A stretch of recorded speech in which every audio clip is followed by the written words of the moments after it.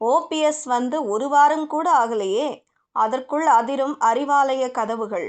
திமுகவில் ஏடாகூட பிரச்சனை. திமுக கூட்டணியில் ஓபிஎஸ் இணைந்ததை திமுகவின் மூத்த தலைவர்கள் மற்றும் திண்டுக்கல், தேனி மாவட்ட திமுக முக்கிய நிர்வாகிகள் ரசிக்கவில்லை என்றும், ஓபிஎஸ் எதிர்பார்க்கிற கட்சி பதவி அவருக்கு கொடுக்கக்கூடாது என்றும் கட்சியின் தலைமைக்கு நெருக்கமான அதிகார மையத்துக்கு தகவல் தெரிவித்தபடி இருக்கின்றனர்.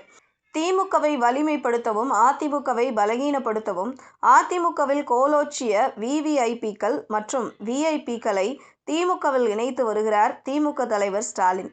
திமுகவிற்கு சமீபத்திய வரவாக முன்னாள் முதல்வரும் அதிமுகவின் சீனியர்களில் ஒருவருமான ஓபிஎஸ்ஸின் வருகை அமைந்தது.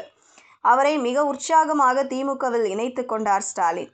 திமுகவில் ஓபிஎஸ்ஸுக்கான பதவி என்னவென்பது இன்னும் முடிவாகவில்லை.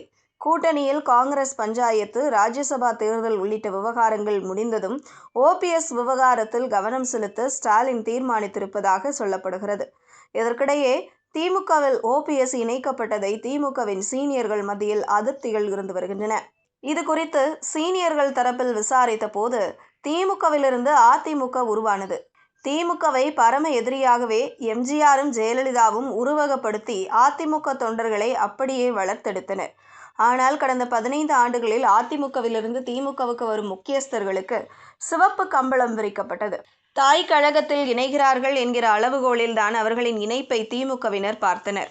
ஆனால் ஒரு கட்டத்தில் அந்த அதிமுகவினர் திமுகவின் அதிகார மையத்தை நெருங்கியதால் அவர்களுக்கான முக்கியத்துவமும் அதிகரித்தது. திமுகவில் முக்கிய முடிவுகளை எடுக்கும் விவகாரங்களில் அவர்களின் தலையீடும் இருக்கும் அளவுக்கு அவர்களின் செல்வாக்கு அதிகரித்தது. அதற்கு தலைமையும் இடம் கொடுத்தது. திமுகவில் ஒரு மாவட்ட செயலாளரின் அனுமதி இல்லாமல் மாவட்ட நிர்வாகிகள் அறிவாலயத்திற்குள் நுழைந்துவிட முடியாது. மாவட்ட செயலாளர்களுக்கு தெரியாமல் கட்சியின் தலைவரையோ மாநில நிர்வாகிகளையோ சந்தித்து விட முடியாது. மாவட்ட செயலாளர்களுடன் இணைந்துதான் கட்சி தலைமையை சந்திக்க முடியும். திருமணத்திற்கு தேதி வாங்க வேண்டுமானால் கூட மாவட்ட செயலாளர் மூலமாகத்தான் கட்சி தலைமையை அணுக முடியும். அந்த அளவுக்கு கட்டுப்பாடுகள் அதிகம்.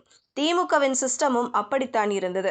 ஆனால் அதிமுக விஐபிகள் திமுகவுக்குள் நுழைந்த பிறகு இந்த கட்டுப்பாடுகள் மெல்ல மெல்ல உடைக்கப்பட்டு இன்றைக்கு அவர்கள் வைத்ததுதான் சட்டம் என்கிற அளவுக்கு சிஸ்டம் மாறிவிட்டது. அதிமுகவின் விஐபிக்கள் கட்சி தலைமையையும் தலைமையின் அதிகார மையத்தையும் நினைத்த மாத்திரத்தில் சந்திக்க முடியும், தொடர்பு கொள்ள முடியும். ஆனால் திமுகவின் முக்கியஸ்தர்களுக்கு அந்த வாய்ப்பு கிடைப்பது இல்லை.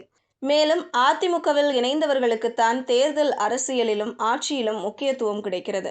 அந்த வகையில் 2026 தேர்தலில் ஆட்சியை மீண்டும் தக்க வைத்துக் கொள்வதற்காகவும் 200 இடங்கள் எனும் இலக்கை அடைய வேண்டும் என்பதற்காகவும் திட்டமிட்டு அதிமுக விஐபிக்களை அறிவாலயத்திற்குள் சேர்த்து வருகின்றனர். ஆனால் அவர்களால் எந்த பலனும் திமுகவுக்கு கிடைக்கப் போவதில்லை. இப்படிப்பட்ட சூழலில்தான் ஓபிஎஸ்ஸை இணைத்துள்ளனர். தேர்தல்னு வருகிற போதுதான் அதிமுகவினரிடம் வருகை திமுகவுக்குள் அதிகரிக்கிறது. ஏற்கனவே திமுகவில் இணைக்கப்பட்டு திமுகவில் அதிகாரமாக வலம் வரும் பலரது பின்னணிகளை ஆராய்ந்தால் அவர்கள் எல்லோருமே ஏதேனும் ஒரு தேர்தலை மையப்படுத்திய அறிவாலயத்திற்கு வந்தவர்களாக இருப்பார்கள். இதே ஓபிஎஸ் தேர்தல் வரவில்லையெனில் திமுகவுக்கு வந்திருக்க மாட்டார். தற்போது முன்னாள் முதலமைச்சராக இருந்த அவர் என்பதற்காக அவர் எதிர்பார்க்கும் சலுகைகளை கொடுக்க முன்வருகின்றனர். மேலும் அவரது மகன் மற்றும் அவரது ஆதரவாளர்களுக்கு இந்த தேர்தலில் போட்டியிட வாய்ப்பும் கட்சியில் உயரிய பொறுப்பும் வழங்கப்பட திட்டமிட்டிருக்கிறது.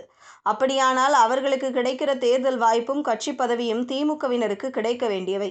அந்த வாய்ப்பும் பதவியும் அதிமுகவினரின் வருகையால் பறிபோகிறது. இதுதான் ஆதங்கமாகவும் விரக்தியாகவும் அதிருப்தியாகவும் புலம்பல்களாகவும் வெடிக்கின்றன. அந்த வகையில் ஓபிஎஸ்ஸை இணைத்ததை சீனியர் நிர்வாகிகள் யாருமே ரசிக்கவில்லை, விரும்பவில்லை. திமுகவிலிருந்து பிரிந்தவர்கள் தாய் கழகத்தில் இணைகிறார்கள் என சொல்லப்படுகிறது. அந்த இணைப்பு திமுகவை வலிமைப்படுத்தினால் பிரச்சனை இல்லை.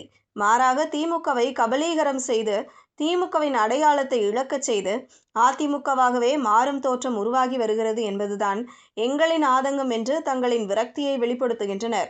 இந்த விரக்தி தற்போது மௌனமாக இருந்தாலும் தேர்தல் சமயத்திலோ அல்லது தேர்தல் முடிந்தோ பகிரங்கமாக வெடிக்கக்கூடும் என்றும் சொல்கின்றனர்.